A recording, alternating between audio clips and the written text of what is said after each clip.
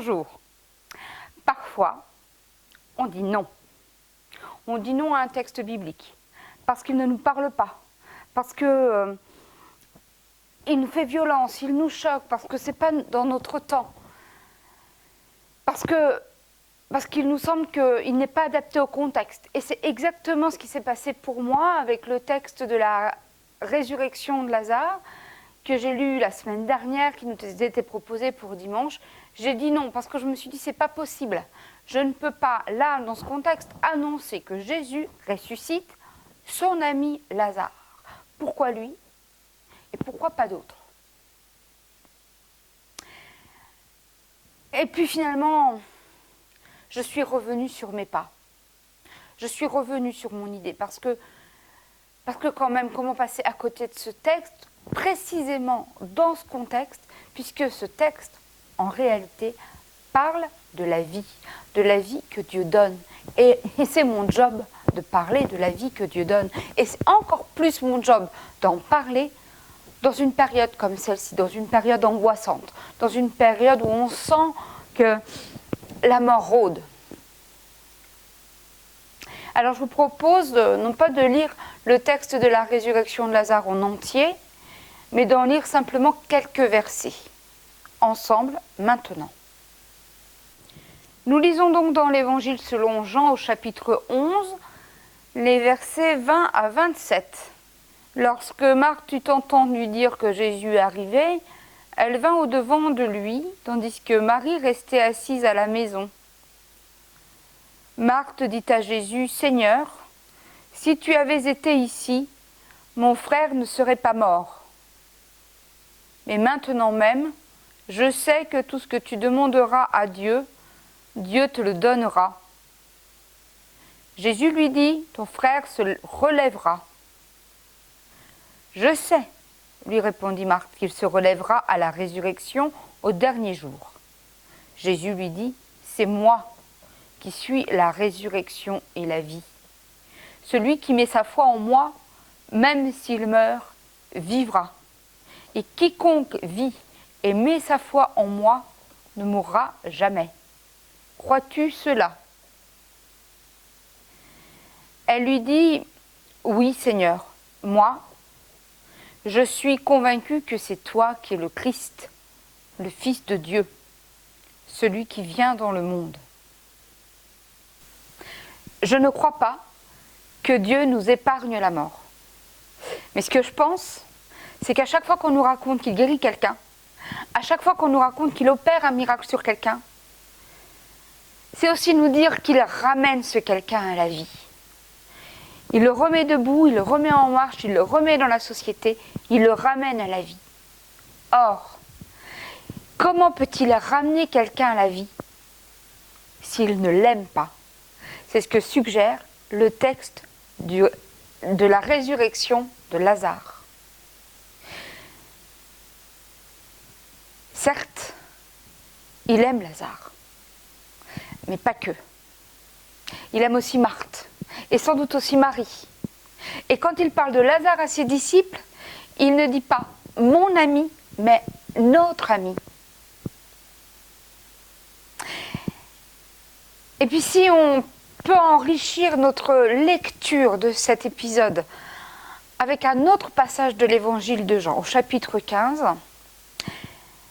là, Jésus parle à ses disciples et il leur dit « Vous êtes mes amis, parce que vous faites ce que je vous commande. »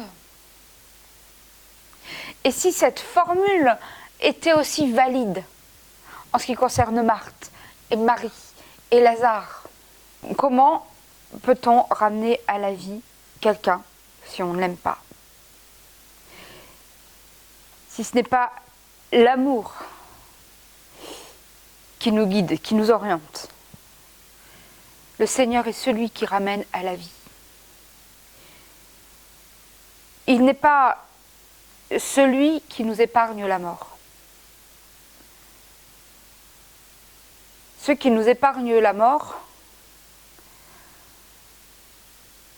qui font tout pour nous épargner la mort, ce sont les soignants, en tout temps. et pas seulement en ce moment.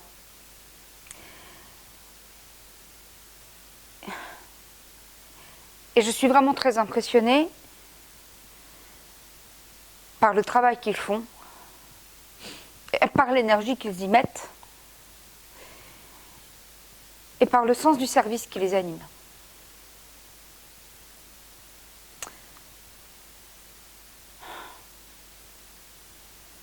Si je parle des uns, et si je parle du Seigneur, ce n'est pas pour les opposer, ce n'est pas pour les comparer, ce n'est pas pour les mettre en compétition. Si je parle de la mort et de la vie avec les soignants, je ne parle pas de la même chose qu'avec le Seigneur.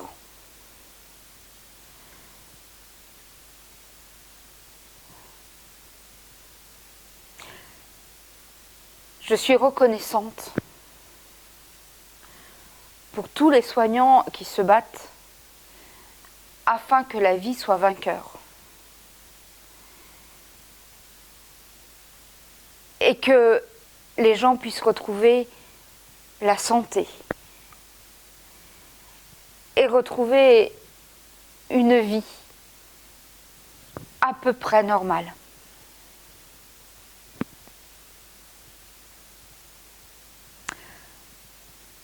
Mais la vie que le Seigneur donne, c'est celle que je nomme espérance. Mes amis, souvenez-vous du Seigneur, parce qu'il vous aime.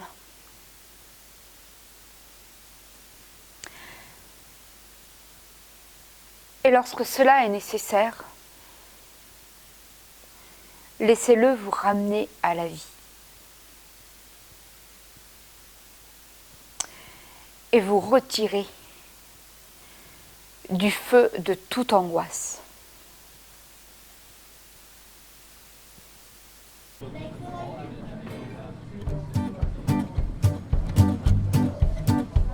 Auquel ami fidèle et tendre nous avons en Jésus-Christ, toujours prêt à nous entendre, à répondre à notre cri.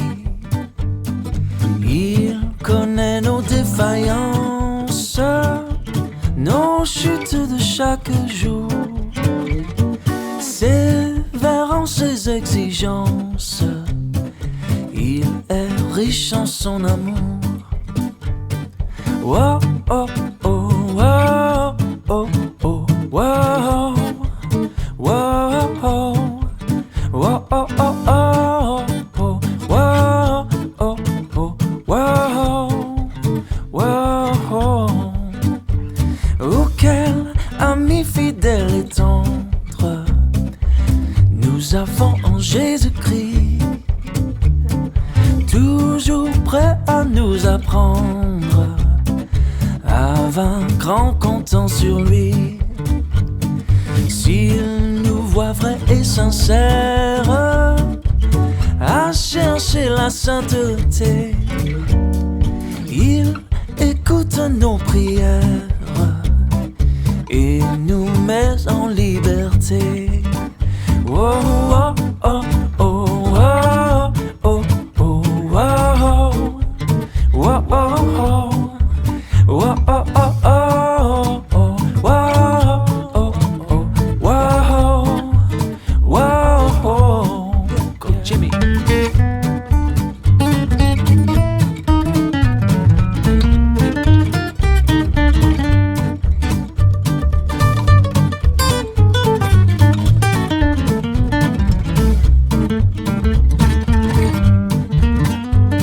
Auquel ami fidèle et tendre nous avons Jésus-Christ, bientôt il viendra nous prendre pour pour être au ciel avec lui. Suivons donc l'étroite voie en comptant sur son secours, car bientôt nous aurons la joie, yeah, de vivre avec lui toujours. Oh.